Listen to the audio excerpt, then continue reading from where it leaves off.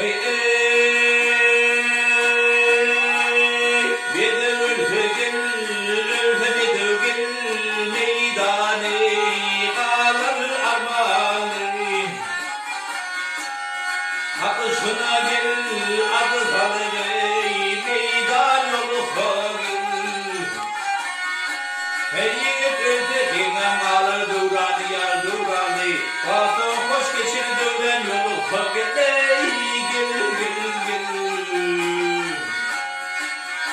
Hey badrey perine tamasudur Hey badri dey daşardır Hey şairine gayrı ağzılar O şiirden akli şaman yolu soketey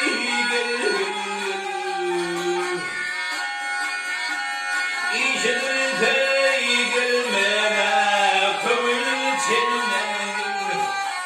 Hey doğru neydi şey afdiyetine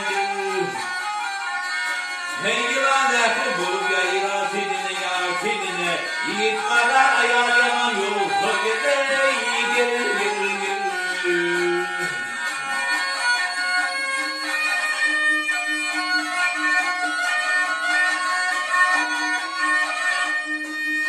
Hey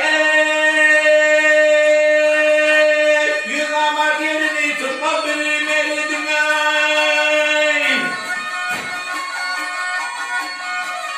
Hey ne çeker terbirini yurduna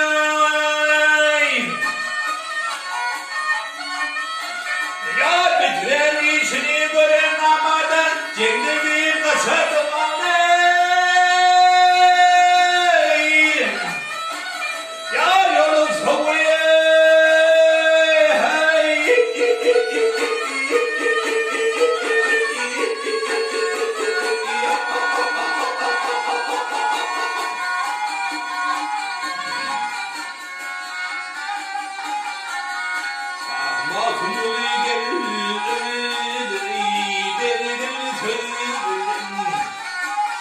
Eşidim geleydim olmala görüne bölündüm Hemmet çıkar mihmanı gülür yürülen Namakırın gider mihman yolu gel Hey yandım ya